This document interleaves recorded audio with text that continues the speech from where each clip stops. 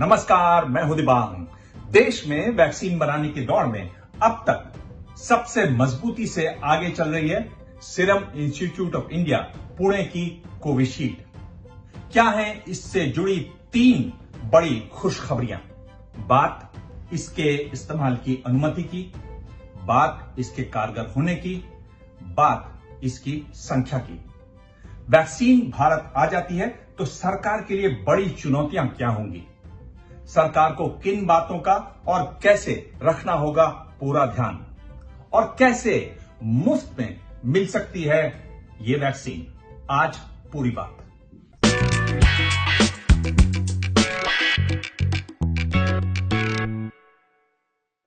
बड़ी खुशखबरी। सबसे पहले उस अच्छी खबर की पुष्टि जिसके बारे में मैं अपने पिछले वीडियो में बता चुका हूं।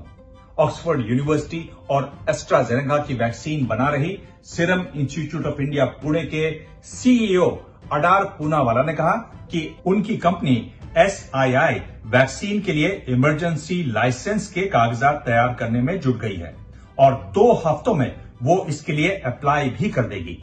सूत्रों के मुताबिक कंपनी के पास वैक्सीन के सुरक्षित और कारगर होने के पुख्ता आंकड़े हैं और उसको इमरजेंसी में वैक्सीन के इस्तेमाल की अनुमति में ज्यादा वक्त नहीं लगेगा। उधर अखबार वॉल स्ट्रीट जर्नल के मुताबिक यूके में सरकार ने इमरजेंसी यूज अप्रूवल के लिए एस्ट्राजेनेका की वैक्सीन का रिव्यू करने को कहा है। आज सब जानना चाहते हैं कि आखिर ये वैक्सीन कितनी कारगर है, तो पूनावाला ने दूसरी बड़ी अच्छी खबर दी कि वैक्सीन 60% तक कारगर है।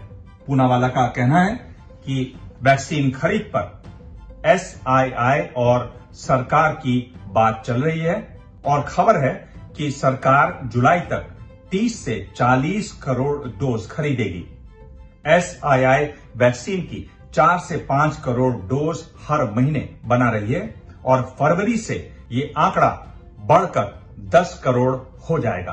प्रधानमंत्री नरेंद्र मोदी ने भी serum institute of India Pune का दौरा किया। एक बात तो साफ दिख रही है कि वैक्सीन आ रही है, लेकिन अब आगे दूसरी बड़ी चुनौतियां होंगी। अब तक देश में कोरोना से 1,37,000 से ज्यादा लोगों की मौत हो चुकी है। सबसे बड़ी चुनौती देश के 130 करोड़ लोगों को कैसे लगेगी कोरोना की वैक्सीन।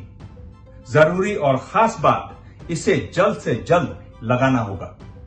यहां यह ध्यान रखना बहुत जरूरी होगा कि नोटबंदी के दिनों की तरह वैक्सीन के लिए लंबी कतारें न लग जाएं, भगदड़ न बच जाए। अगर ऐसा हुआ तो काम जल्द होने के बजाय देर से होगा। यह बहुत बड़ी चुनौती होगी। मसलन देश में रोजाना 50 लाख लोगों को भी वैक्सीन लगे तो कुल 260 दिनों यानी करीब 9 महीने में सभी 130 करोड़ भारतीयों को यह लग पाएगी। पहली डोज के 28 दिन बाद लगेगी वैक्सीन की दूसरी डोज, यानी फिर लगेंगे 260 दिन या 9 महीने। बहुत बड़ी संख्या है, बहुत बड़ा काम है। ऐसा काम जिसका असर देश के सभी लोगों पर पड़ेगा। काम को ढंग से करने के लिए बेहतर हो कि सरकार एक मंत्री और अधिकारियों के साथ एक पूरा मंत्रालय इसके लिए बनाए। और अब एक महत्वपूर्ण सवाल, क्या ये वैक्सीन मुफ्त में भी मिल सकती है? वैक्सीन के दाम पर तो लगातार आप खबरें सुनते रहे और कई लोगों ने ये जानना चाहा है कि आखिर गरीबों को ये वैक्सीन मुफ्त में मिलेगी या नहीं। इसके लिए सरकार को तुरंत फैसला लेना चाहिए। देश में 1985 से चल रहे यूनिवर्सल इम्यूनाइजेशन प्रोग्राम के तहत आज सरकार ट्यूबरकुलोसिस यानी टीबी, हेपेटाइटिस बी, मीजल्स यानी खसरा जैसी 12 घातक बीमारियों के टीके मुफ्त में लगाती है। जरूरी है कोरोना वैक्सीन गरीब और कमजोर तबकों को मुफ्त में मिले। कोविशील्ड के साथ दुनिया भर में बन रही दूसरी वैक्सीन पर भी मेरी नजर महीनों से लगातार बनी हुई है।